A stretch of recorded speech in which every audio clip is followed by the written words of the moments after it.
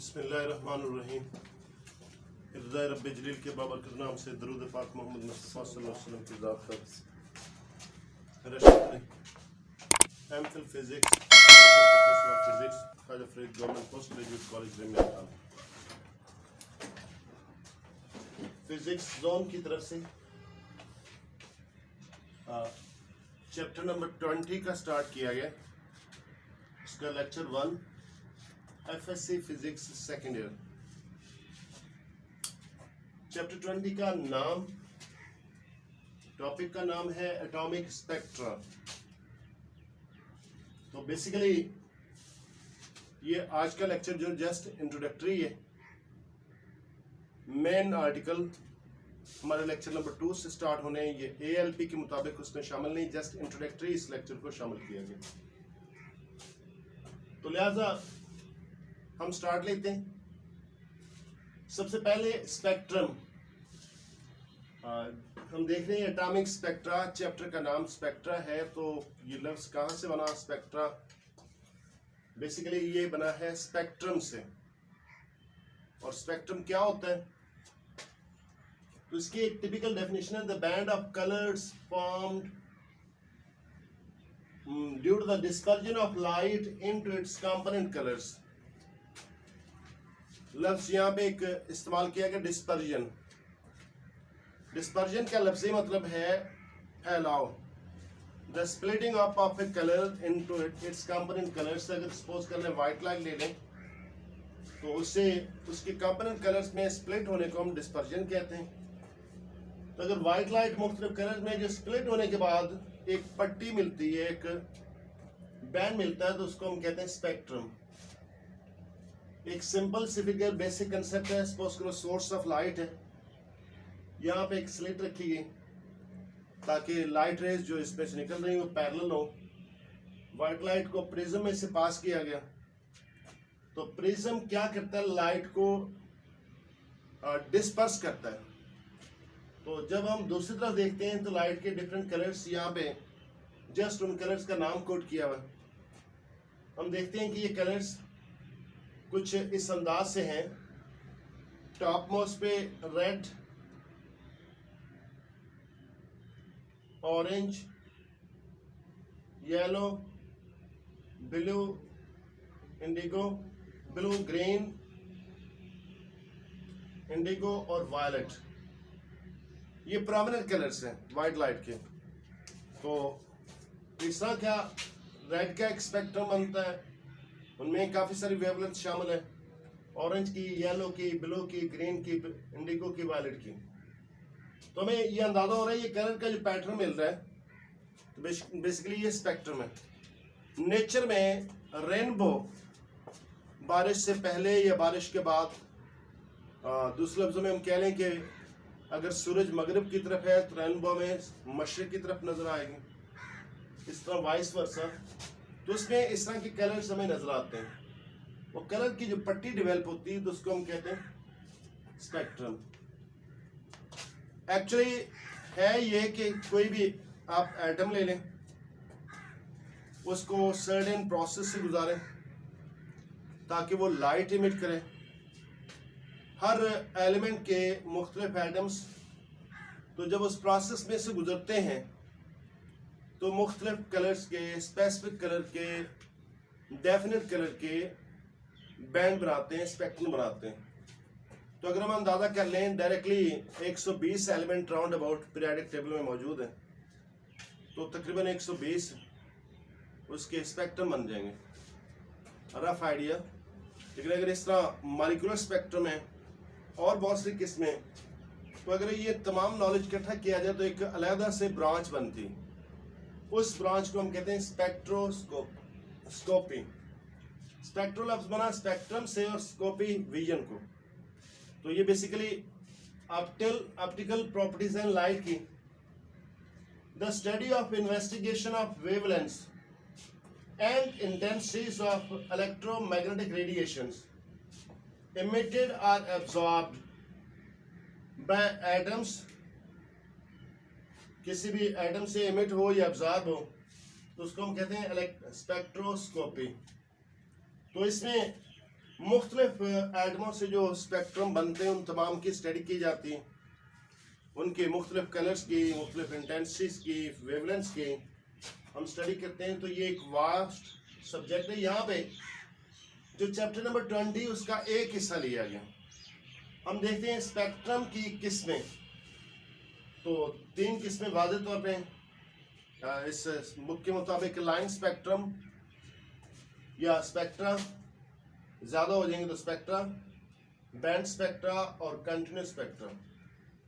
तो line spectrum को हम दूसरे लफ्ज़ों में एटॉमिक स्पेक्ट्रम भी कहते हैं, बैंड को मॉलिक्यूलर स्पेक्ट्रम भी कहते हैं।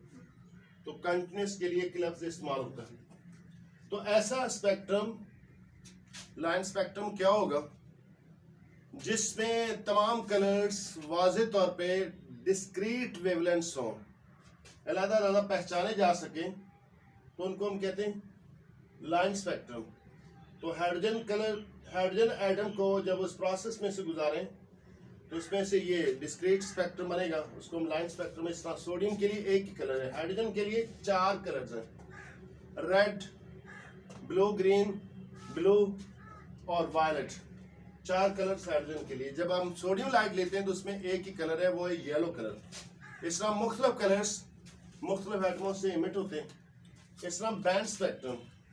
तो बैंड स्पेक्ट्रम में ये भी वैसे डिस्क्रीट की फॉर्म में है, लेकिन ये इसके जो कलर्स हैं उसकी थोड़ी सी ब्रॉडर वेवलेंथ है, ज़्यादा वेवलेंथ है ये। उसी तरह अगर हम सपोज करें हाइड्रोजन एटॉमिक गैस लें तो इस तरह का, और बैंड हाइड्रोजन की मॉलिक्यूलर गैस ले लें तो इस फॉर्म में, इसको मॉलिक्यूलर स्पेक्ट्रम भी कहते हैं। कंटिन्यूस स्पेक्ट्रम तो ऐसा स्पेक्ट्रम है जिनकी तमाम कलर्स को एक दूसरे के साथ डिफ्रेंशिएट करना मुमकिन ना हो। तो बहुत से कलर्स करीब करीब हो, मसलन ब्लू के भी इस तरह के इतने क्लोज वेवलेंथ हैं तो हम नॉर्मली डिफ्रेंशिएट नहीं कर सकते। इस तरह रेड है या कोई और कलर है, ये कंटिन्यूस स्पेक्ट्रम है। इसकी बेहतरीन मिसाल ब्लैक बॉडी रेडिएशन से बनने वाला इलेक्ट्रोमैग्नेटिक स्पेक्ट्रम। फिर इसी चैप्टर में एक है एक्सरे स्पेक्ट्रम। तो इलेक्ट्रोमैग्नेटिक स्पेक्ट्रम के अंदर एक्सरे स्पेक्ट्रम भी मौजूद है, गैमा रेस स्पेक्ट्रम भी मौजूद है, बाकी स्पेक्ट्रम में मौजूद होगी, इनको हम कंटिन्यूस स्पेक्ट्रम कहेंगे। ये टॉपिक, ये छोटा सा टॉपिक हमने लिखा है इस अंदाज से कि अगर आपको डिफरेंस पूछा जाए तो आप लिख सकें। 2 का कोई का डिफरेंस, इनका डिफरेंशिएट, एक पॉइंट का 2 पॉइंट का डिफरेंस जो ना उनको हम नोट कर सकें, कोट कर सकें। अब आगे चलते हैं हम। यह है एटॉमिक स्पेक्ट्रम, क्योंकि चैप्टर का नाम भी यही है। एटॉमिक स्पेक्ट्रम हम मुसलसल जिक्र कर रहे हैं कि प्रोसेस से गुजारें। तो प्रोसेस कौन सा होगा इसको हम जरा यहाँ पे डिटेल से देख लेते हैं। फर्ज कर लें कोई एटॉमिक गैस ले लें, तो पीरियोडिक टेबल में सबसे सिंपलेस्ट गैस जो हाइड्रोजन है, उस गैस को, एटॉमिक गैस को एक एवाक्यूटेड ट्यूब ले लें। ट्यूब के अंदर आप गैस फिल कर दें, 2 इलेक्ट्रोड है उसके अंदर, एक कैथोड एक एनोड। इसको एक्सटर्नली हम बैटरी से अटैच करते हैं तो ये बन जाएगी गैस डिस्चार्ज ट्यूब। जब इसमें इलेक्ट्रिक फील्ड अप्लाई करते हैं तो होगा ये, कैथोड से इलेक्ट्रॉन इमिट होंगे, वो अट्रैक्ट होंगे एनोड की तरफ। ये इलेक्ट्रॉन रास्ते में आते हुए मुख्तलिफ हाइड्रोजन एटम से टकराएंगे। तो हाइड्रोजन एटम के अंदर बेसिकली एक ही इलेक्ट्रॉन और एक ही प्रोटॉन है, ये प्रोटियम हाइड्रोजन। तो उस इलेक्ट्रॉन को अपनी नॉर्मल एनर्जी लेवल से एनर्जी मिलेगी तो वो किसी हायर ऑर्बिट में चला जाएगा। जब हायर ऑर्बिट से दोबारा वो वहाँ पे ज़्यादा देर रुक नहीं पाएगा, उसको हम कहते हैं एक्साइटेड स्टेट। पहले जो नॉर्मल स्टेट है उसको ग्राउंड स्टेट कह लें। तो एक्साइटेड स्टेट से जो इलेक्ट्रॉन ऑटोमेटिकली जंप करेगा तो एनर्जी रेडिएट करेगा। आया कि किस ऑर्बिट से किस ऑर्बिट में जा रहा है उसके अकॉर्डिंग एनर्जी डिफरेंस कितना, उसके मुताबिक उसमें रेडिएशन निकलेंगे। और अगर वो एनर्जी और इमिट होने वाली वेवलेंथ अगर विजिबल रेंज में लाई करती तो उसके कलर हमें नजर आएंगे। तो इस तरह का एक इंतजाम किया गया हाइड्रोजन स्पेक्ट्रम के लिए, डबल स्लिट। और यहाँ पे ये प्रिज्म से लाइट गुजारेगी, वो सिंपल था वाइट लाइट के लिए, ये स्पेसिफिक हाइड्रोजन गैस के लिए। तो हमें रिजल्ट में क्या मिलेगा, एक स्पेक्ट्रम जिसमें 4 कलर्स ऑब्जर्व होंगे। कलर से हटके हम इनके नाम याद रख लें, रेड, ब्लू, ग्रीन, ब्लू और वायलेट। तो अगर हम सपोज कर लें इस प्रिज्म की बजाय डायफ्रैक्शन ग्रेटिंग रख लें तो उसके जरिए कलर्स ज़्यादा वाजे और डिस्क्रीट नज़र आते हैं। तो जब ये स्पेक्ट्रम विजुलाइज किया गया तो पता चला कि एक पट्टी जो ना इस तरह की मिल रही है, उसमें ये सेपरेट डिस्क्रीट कलर डिस्प्ले हो रहे हैं। तो इस लिहाज से रेड कलर की वेवलेंथ शो की गई 656। हम ये जानते हैं 700 नैनोमीटर से लेकर 300 नैनोमीटर तक, या इसको हम उलट कर लें 300 नैनोमीटर से लेकर 700 नैनोमीटर तक जो रेंज है वेवलेंथ की, ये बेसिकली विजुअल लाइट की रेंज है। तो जो इस रेंज के अंदर लाइट करते हैं तो वो लाइट हमारे लिए विजिबल है। तो एक कलर यहाँ पे जो एमिट हो रहा है वो 656, तो यकीनन ये भी रेड कलर ही तस्वर किया जाता है, तो इवन 700 वाला भी रेड कलर ही तस्वर किया जाएगा, और इसके बाद 699 वाला भी रेड कलर, लेकिन फ़र्क थोड़ा सा होगा। इस तरह आगे चलते जाए इस तरह, तो इससे आगे जो रेंज है वो हमें नज़र नहीं आती, तो उसको हम किस में लाइक करते हैं? रेड के बाद आता है इंफ्रारेड, और इससे कम वेवलेंथ वाली जो रेंज है वो किस में आएगी? वो भी इनविजिबल रेंज है, वो है यूवी, अल्ट्रा वायलेट। ये हमने ब्लैक बॉडी रेडिएशन में इलेक्ट्रोमैग्नेटिक स्पेक्ट्रम पढ़ा है, इस तरह चैप्टर नंबर 16 में भी इलेक्ट्रोमैग्नेटिक स्पेक्ट्रम पढ़ा है। तो ये हमें क्या बता रहा है, ये एक्सपेरिमेंट क्या रिवील कर रहा है? ये देख रहा है कि एटम के अंदर को बाकायदगी पाई जाती, रेगुलरिटीज पाई जाती, तो इसी बुनियाद पर मुख्तलिफ कलर्स इमिट होते हैं। अगर उसमें एटम के अंदर कोई बाकायदगी ना होती तो इस तरह के कलर इमिट हमें ना मिलते। अच्छा, ये हम देख रहे हैं कि स्पेक्ट्रम ये है इमिट हो रहा है, तो इस तरह अगर सामने इसके सामने कोई और प्रिज्म उल्टा करके रख दें तो वे यही लाइट एब्जॉर्ब कर लेगा। उसको हम एब्जॉर्प्शन, एक एमिशन स्पेक्ट्रम भी कहते हैं, दूसरा एब्जॉर्प्शन स्पेक्ट्रम। तो अगर सपोज कर लें हमारे पास लाइट, वाइट लाइट है जिसमें 7 कलर्स हैं, उसके सामने हमने कोई कलर फिल्टर लगा दिया, मसलन जिस तरह आपके मोटरसाइकिल की स्टॉप वाली बत्ती है, बैक लाइट्स हैं, तो अंदर लाइट जो इमिट हो रही है वो बेसिकली वाइट लाइट में है। तो उस बाहर जो कलर फिल्टर है, तो उसमें से जब लाइट पास होगी तो बकिया सारे कलर एब्जॉर्ब हो जाएंगे। एक पर्टिकुलर जिसकी वेवलेंथ उससे मैच करती रेड कलर वहाँ से एब्जॉर्ब होगी, तो कलर हम उसको कहेंगे जो मिलेगा स्पेक्ट्रम वो एब्जॉर्प्शन स्पेक्ट्रम। तो लिहाजा ये हमारे पास है कि हर एटम में एक रेगुलरिटी, बाकायदगी। सिंपल हाइड्रोजन एटम और साइंटिस्ट ने इस पे अच्छी खासी तवज्जो दी, तो एक स्पेक्ट्रोस्कोपी ब्रांच सामने आ गई। अच्छा, इसकी अगर हिस्ट्री देखी जाए तो it was identified that atomic spectra of different elements have different definite regularities in the second half of 19th century। ये काम कब हुआ? 19वीं सदी के अगले हाफ में, यानी आप समझ लें कि 1850 के बाद, 1850 के बाद इस पे काम हुआ और इस तरह रेगुलरिटीज आई। तो मॉडर्न फिजिक्स की बुनियाद रखने में एक ये भी फिनोमेना था कि डिस्क्रीट स्पेक्ट्रल लाइंस इमिट होती हैं जब किसी गैस को या किसी एटॉमिक फॉर्म को या वेपर फॉर्म को हम डिस्चार्ज ट्यूब में से पास होते हैं। तो क्लासिकल में इसका कोई जवाब नहीं कि क्यों हो रही है ऐसा। ये मॉडर्न फिजिक्स की बुनियाद रखने में, बनाने में इसका भी रोल है। हम आगे चलते हैं। तो पहला इसका ये scene, the regularities were classified into groups. उनको चूंकि काफी सारी रेगुलरिटीज आ गई तो फिर उनके ग्रुप बनाए गए, और उन ग्रुप्स को कहा गया स्पेक्ट्रल सीरीज। यानी एक कलर नहीं, एक स्पेक्ट्रम में बहुत सारे कलर्स हैं, तो फिर एक दूसरा स्पेक्ट्रम, उसके कलर्स, ये बन गई स्पेक्ट्रल सीरीज। तो ऐसी पहली सीरीज जो है वो जे बामर, लिखा हुआ BALMERL, इसमें साइलेंट पढ़ेंगे, जे बामर 1885 में इसने हाइड्रोजन स्पेक्ट्रम के बारे में स्टडी किया और इसको नाम दिया गया बामर सीरीज। तो हम देखते हैं आगे फर्दर कि JR रेडबर्ग, ये रेडबर्ग के स्पेलिंग का भी ख्याल रखा जाए, तो इसने फार्मूला बनाया, मैथमेटिकल फार्मूला, ताकि चूंकि उसमें एक रेगुलरिटी, तो मैथ में भी एक रेगुलरिटी, बाकायदगी, जो इन सीरीज को रिप्रेजेंट कर रहे थे। तो ये जनरल फॉर्मूला इसका क्या है, 1/वेवलेंथ is equal to R H. H जो है इसमें सब्सक्रिप्शन है, वैसे कैपिटल लिखा हुआ लेकिन साइज छोटा करके, तो 1/p² over in -1/n²। n जो है ना वो क्वांटम नंबर है, प्रिंसिपल क्वांटम नंबर, और p उससे लोअर लेवल की फॉर्म में, लोअर लेवल की शक्ल में, और हम कह सकते हैं कि n must be greater than p। p की हायर लेवल होगी।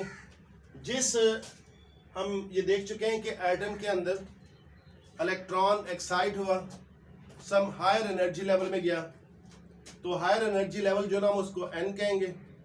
जब दोबारा किसी लेवल में लोअर में आता है तो उसको हम p कहेंगे। तो p की भी डिफरेंट वैल्यूज हैं, तो n is greater than p से वो ग्रेटर होगा जनरली।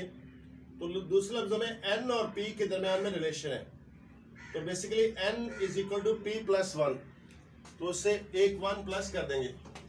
अब ये जो RH है, तो इसमें H जो सब्सक्रिप्शन है वो क्या चीज़ है, वो है हाइड्रोजन एटम, और R जो ना रेडबर्ग कांस्टेंट के नाम से उसको रखा गया, और इसकी वैल्यू मालूम की गई। ये वैल्यू हमने कांस्टेंट याद रखनी है, तो ये किसी MCQs में आ सकती है वैल्यू 1.0974 × 10⁻⁷, और रेडबर्ग कांस्टेंट है इनवर्स। बड़ी इंटरेस्टिंग बात, इधर वेवलेंथ है 1/वेवलेंथ, ये लेंथ के यूनिट में, लेंथ इनवर्स के यूनिट में, ये नंबर है, ये नंबर इसके कोई यूनिट नहीं, तो आर के जो यूनिट होंगे लेंथ इनवर्स में होंगे, इसलिए हमें ये याद रखना है। हम सिंपल सा इंट्रोडक्शन देते हैं कि जो स्पेक्ट्रल सीरीज मालूम की गई वो हम देख लें कि वो कौन सी सीरीज हैं। तो अगर सपोज कर लें एक पूरा एटम, हमें तो नॉर्मल आई से, नेक्ड आई से एटम विजिबल ही नहीं होता, आया कि उसका कितना साइज है। तो जब हम उसकी एमिशन और एब्जॉर्प्शन देखते हैं तो हमें अंदाज़ा होता है कि एटम एक अपनी ही दुनिया रखता है, वो बहुत बड़े साइज का होगा। हम उस लेवल पे जाएंगे तो हम सपोज कर लें कि एक एटम अगर हाइड्रोजन का, वो इन्फिनाइट लेवल रखता है, इन्फिनाइट लेवल का, तो उसके में अंदर एक ही प्रोटॉन है और उस पर पॉजिटिव चार्ज, और इस एटम में एक ही इलेक्ट्रॉन जो पॉजिटिव चार्ज न्यूक्लियस के बाहर रिवॉल्व कर रहा है। तो ये हमने क्लियर लाइन इलेक्ट्रॉन की मौजूदगी को ज़ाहिर किया, और बकिया में ऊपर चले जाएं तो वहाँ पे डॉटेड लाइन है, तो यानी यहाँ पे इलेक्ट्रॉन इस वक्त अवेलेबल नहीं है। तो ये कहाँ तक जाएंगे ऑर्बिट्स, इनकी तादाद यहाँ से हम स्टार्ट कर रहे हैं n1 first orbit principal quantum number, n2 n3 n4 5 6 7, ये तो यहाँ पे लेंगे, लेकिन बेसिकली ये इनफिनाइट तक जाएंगे। तो बकिया पीरियडिक टेबल में अगर हम देखें 7 पीरियड्स हैं, तो किसी भी एटम में फुली मैक्सिमम जो पीरियड्स हो सकते हैं वो 7 होते हैं, उस बुनियाद पर उसको 7 पीरियड का नाम दिया गया। तो उसके फर्दर पीरियड जो है वो अनऑक्युपाइड होते हैं। तो हाइड्रोजन का पहला ऑर्बिट जो है वो ऑक्युपाइड होगा, तो जहाँ पे ये मौजूद है ये इसकी एनर्जी स्टेट है। एनर्जी स्टेट ये ऑक्युपाइड के लिए, फिर फर्दर इस तरह चलते जाएं। तो अगर हम सपोज कर लें एक हाइड्रोजन एटम है, तो उसमें एक्साइटेशन होगी ये n7 में, इलेक्ट्रॉन यहाँ पे चला गया, इतनी उसको एनर्जी मिली। इधर से आने वाला इलेक्ट्रॉन, जैसे कि इसमें बताया कैथोड से इलेक्ट्रॉन आ रहे हैं, वो एटम से टकरा रहे हैं, तो इलेक्ट्रॉन को इतनी एनर्जी मिली कि वो शिफ्ट हो गया किसमें, 7 ऑर्बिट में। 7 ऑर्बिट में तो फिर वहाँ पे वो हो गया एक्साइटेड फॉर्म, और वो एनर्जी एक्साइटेड स्टेट हो जाएगी, एनर्जी स्टेट। तो वहाँ पे वो ज़्यादा देर रुक नहीं सकता, तो इस एटॉमिक या चार्ज की वजह से वो वापस, अट्रैक्शन की वजह से वापस आएगा। जब ये वापस आता है तो एनर्जी रेडिएट करता है, वो एनर्जी, इसकी वेवलेंथ हम इस फार्मूले से कैलकुलेट कर सकते हैं। तो यहाँ पे P लिखा हुआ, P का मतलब है 1, N यहाँ पे कोई वैल्यू लिखी हुई, यानी N का मतलब है 7 6 5 4 3 2, किसी में से भी अगर 1 में आता है तो उसकी करस्पॉन्डिंग जो वेवलेंथ्स बनेगी वो एक नहीं एक सीरीज बनेगी। तो ये सीरीज लाइमन सीरीज है, तो ये उसी फार्मूले से ली गई। तो बेसिकली ये पहली सीरीज, और ये लाई करती है अल्ट्रा वायलेट में। अल्ट्रा वायलेट में हमें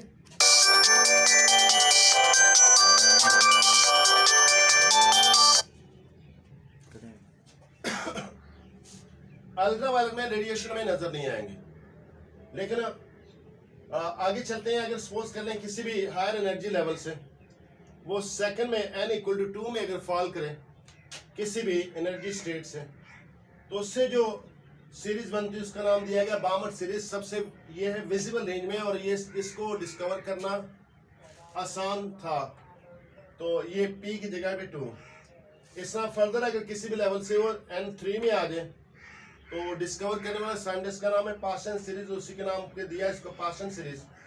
ये इंफ्रारेड में अगर 4 में आएगा तो फिर ब्रैकेट सीरीज, और अगर 5 में आएगा तो पी फंड सीरीज। ये सीरीज इसमें अवेलेबल है। तो ये मुख्तलिफ कलर्स यहाँ पे डिस्प्ले होते हैं, लेकिन इसमें विजिबल कलर जो है ना वो बामर सीरीज है। तो सबसे पहले ऑब्जर्व होने वाला जो सीरीज है वो पार्सन सीरीज बामर सीरीज है। क्या क्यों नहीं विजिबल हुई, डिस्कवर नहीं हुई? Because they were the invisible range, या तो अल्ट्रावायलेट में या इंफ्रारेड में। तो आज के इस टॉपिक के हवाले से ये टॉपिक इख्तिताम को पहुंचता है। अल्लाह हम सबका हामी नासिर हो। अल्लाह हाफिज़।